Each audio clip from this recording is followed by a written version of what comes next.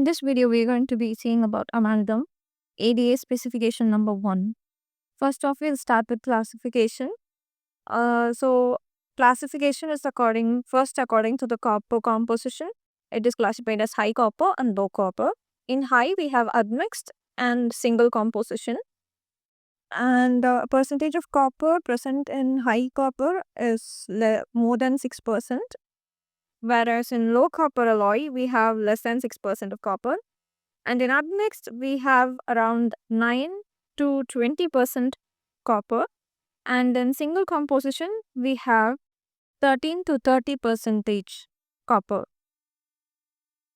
Next, according to the zinc composition, we have zinc containing alloys and zinc free alloys. In zinc containing alloys, we have more than 0.1% zinc and less than 0.1% zinc in zinc free alloys.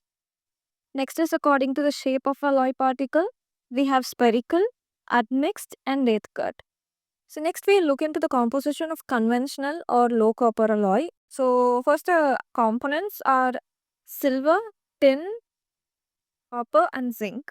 Silver is 65%, tin is 29%, copper is less than 6% and zinc is less than 1%. So silver tends to increase expansion, increase strength, and the whiteness of a alloy is given by silver. Remember the following as up arrow mark, down arrow mark, and again an up arrow mark. So tin is responsible for decreasing the expansion strength and is also decreasing the corrosion resistance of a alloy. Copper, on the other hand, increases the expansion, increases strength. Zinc is considered to be scavenger or deoxidizer. It increases the longevity of the restoration. Phases of amalgam that you have to remember. First is eta phase, which is silver and tin, which is also the strongest phase. Next would be eta 1, that would be silver and mercury. This increases tarnish and corrosion resistance. Next is eta 2 phase, which is tin and mercury.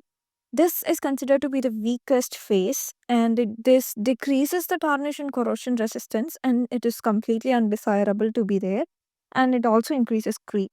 Next would be minuscule, that is copper and tin. It is formed in high copper alloy and this one replaces the eta 2 phase. Remembering these phases of amalgam is very important as we can get twisted questions from this in our examinations. Next, we will be going into amalgamation reaction. Low copper alloy, eta phase plus mercury gives eta 1, eta 2 plus unreacted amalgam alloys. And in high copper, that is admixed, we have eta plus mercury. And since it's high copper, we have an addition of silver copper combination. And this gives eta 1 phase. Now we know high copper means we have minuscule formation that replaces eta 2 phase. So we will have a minuscule here and along with that we will have unreacted alloy particles. Coming to high copper, single composition.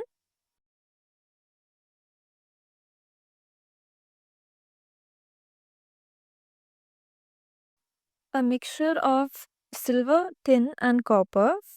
Along with mercury, it gives eta 1 plus minuscule plus unreacted alloy particles.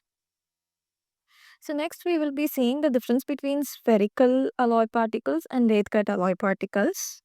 Spherical is formed by atomization of liquid alloy, whereas lathe cut is formed by lathe cutting of cast ingot of amalgam. The shape of the particles in spherical would be spherical, obviously, and in lathe cut it would be irregular in shape. And the amalgamation reaction is very quick in spherical compared to the lathe cut. And also less mercury is needed for spherical, whereas more mercury is needed for lathe cut. The amount of needed is 50% and 42%. Next is Ames technique, which is very important, and it is also called minimal mercury technique, where we take 1:1 ratio of the alloy powder and mercury. And finished restoration should have 50% weight of mercury and 42% weight percentage of alloy particle. There is also another technique for measuring the ratio, which is increased dryness technique. Just remember the name, nothing else needed. Next would be the dimensional changes that occurs during setting of an amalgam. There are three changes that has to be noted. The first would be initial contraction due to dissolution of alloy particles in mercury. And this is also due to growth of eta 1 phase, and which leads to the second, that is expansion, which is due to impingement of eta 1 phase crystals. And the third change to be remembered would be contraction, that is due to absorption of unreacted mercury. So now, according to the ADA specification number 1, there are certain things that to be noted, which is amalgam cannot expand or contract more than 20 mu meter per centimeter at 37 degrees Celsius from 5 minutes to 24 hours after trituration. While we speak of trituration, so this is how the particles exist. The alloy is there, and over the alloy there is an oxide layer, and this oxide layer protects the alloy from reacting with mercury or dust or impurity accumulation. So when we triturate, what happens is that the oxide layer during trituration, that is, the oxide layer is removed, and this allows the mixing of amalgam, I mean the alloy particle, with the mercury. Under trituration leads to rough surface, which also leads to tarnish, and it also decreases the restoration strength. Next would be delayed expansion, which occurs only in zinc containing alloys. So, zinc containing alloys, when trituration is contaminated with water or moisture, forms hydrogen gas. This gas leads to pain, sensitivity, and popping out of the restoration. This occurs usually in 3 to 4 days.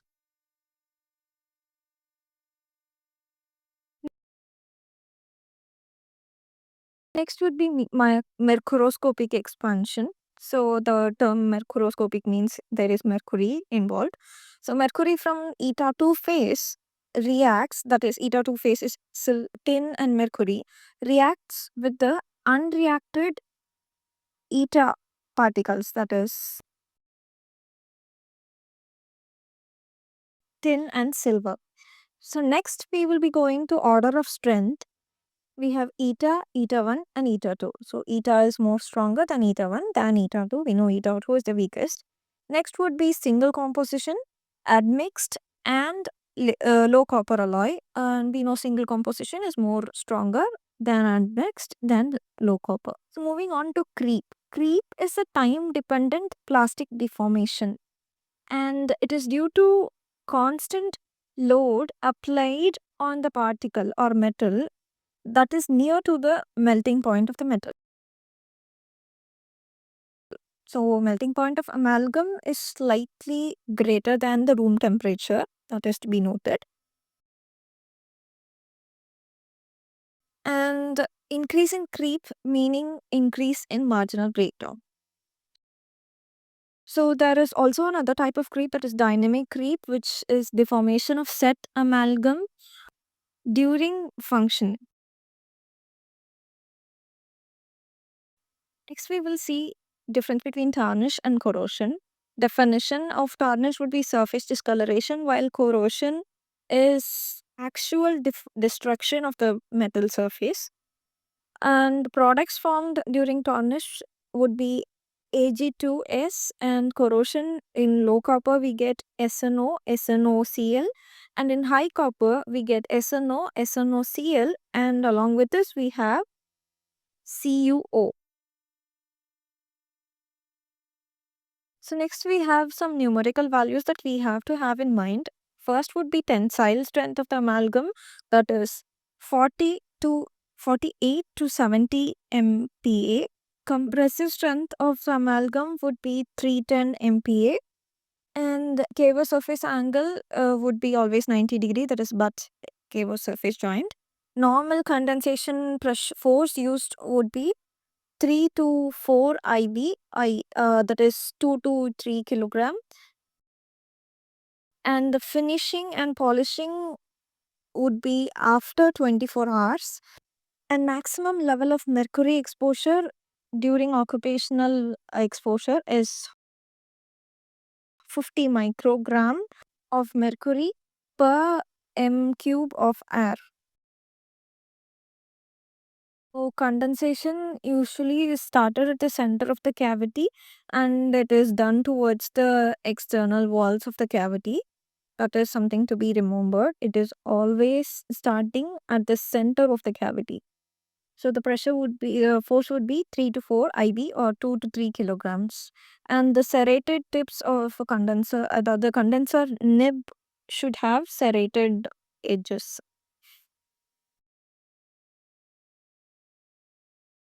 Next would be burnishing. So burnishing is strictly contraindicated in slow setting amalgam. That is something to be remembered. Moving on to polishing, we have dry polishing and wet polishing. Dry polishing is something to be completely avoided when in case of amalgam. And in wet polishing, we use wet polishing abrasives. That some of the examples would be tin oxide, zinc oxide, pumice floor, and precipitated chalk. And we have to keep in mind that when we are removing the old amalgam restoration, we have to follow certain things. That is, we need to use a slow speed aerator, and the water cooling must be there, and we have to use high volume suction. So next would be mercury allergy. So that can lead to contact dermatitis and type 4 hypersensitivity reaction. And the primary risk for dentists would be by inhalation of the mercury vapors. With this, a very brief synopsis of amalgam is done. If this video was useful to you, please do leave a like and subscribe to the channel for further synopsises from dentistry. Thank you.